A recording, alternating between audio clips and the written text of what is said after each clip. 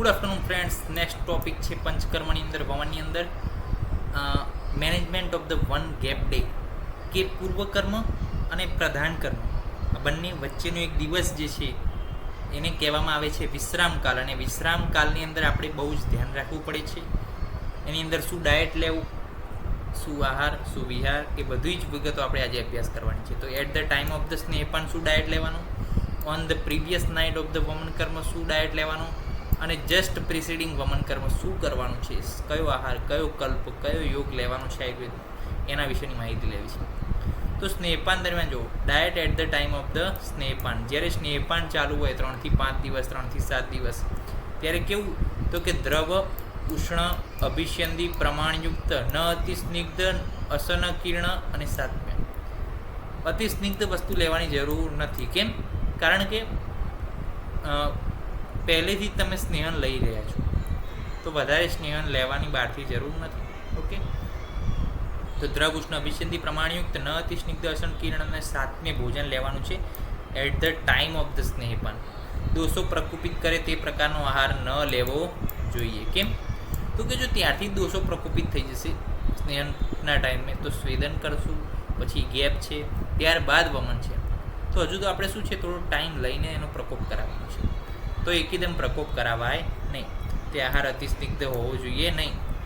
Diet on the previous night of the વમન, બહુ જ અગત્યનું, કે વમન કરવાનું છે બીજા દિવસે સવારે, તો એની આગલી રાત્રે શું ખાવું, તો કે ગુરુ ભોજન ખાવું, દ્રવ ભોજન ખાવું, અભિષ્યંદી ખાવું.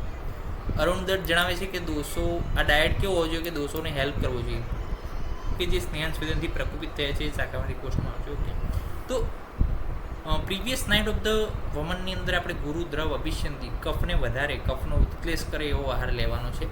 અને આ ડાયટ શું કરતો હોવો જોઈએ, કફ આદિ દોષોને ગુણને વધારતો હોવો જોઈએ.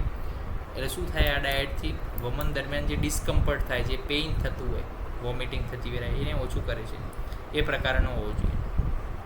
જેટલો કફ વર્ધક આહાર હશે એટલું જ ડિસ્કમ્ફર્ટ અને પેઇન જે છે ઓછું થશે. કફ ઉત્ક્લેશ આહારની અંદર શું શું આવે, તો કે ગ્રામ્ય અનુપોદક માંસ, મિલ્કની બનાવટો, સીસમ, અડદ, દહીં, દૂધ, ગોળ, માછલી, મટન સૂપ, આ બધું જ જે છે એ પ્રીવિયસ નાઇટે લેવામાં આવે છે. વમન કરવાનું હોય સવારે, તો એના આગલા દિવસે આ પ્રકારનો આહાર લેવો જોઈએ. તો 2 ટાઈપના થઈ ગયા. સ્નેહપાન વખતે કેવો, તો કે દ્રવ છે, અભિષ્યંદી ના હોય એ ટાઈપનો, પ્લસ જે છે ઉષ્ણ, અભિષ્યંદી, પ્રમાણયુક્ત, અતિ સ્નિગ્ધ ના હોય એ પ્રકારનો આહાર. અને જ્યારે પ્રીવિયસ નાઇટ ઓફ ધ વમનમાં કેવો છે, તો કે જે કફને વધારતો હોવો જોઈએ, સ્નિગ્ધ હોવો જોઈએ, ગુરુ, દ્રવ, અભિષ્યંદી હોવું જોઈએ.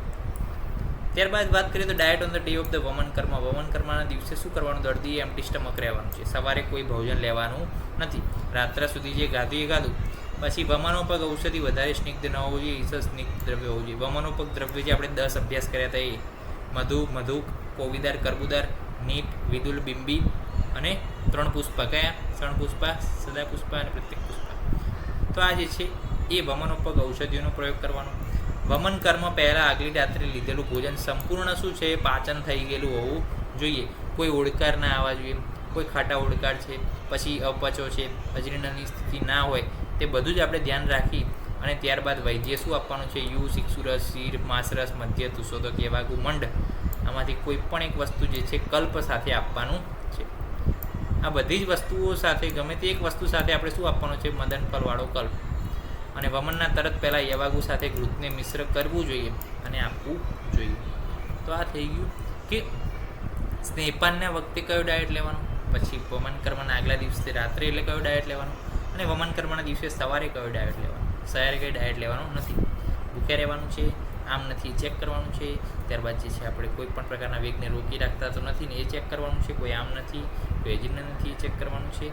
પ્લસ વમનોપક ઔષધિ અને યવાગુનો કલ્પ મદનફલ સિદ્ધ એ ઘૃત સાથે મિશ્ર કરી અને પેશન્ટને આપવાનું છે. અને પેશન્ટે શું કરવાનું છે, આકંઠ પાન કરવાનું છે, કંઠ સુધી એનું પાન કરવાનું છે. ત્યારબાદ વમનના વેગો શરૂ થશે, તેના વિશે આપણે અભ્યાસ કરીશું નેક્સ્ટ લેક્ચરની અંદર. તો રજા આપશો ત્યાં સુધી. જય હિન્દ, જય ભારત, જય આયુર્વેદ, જય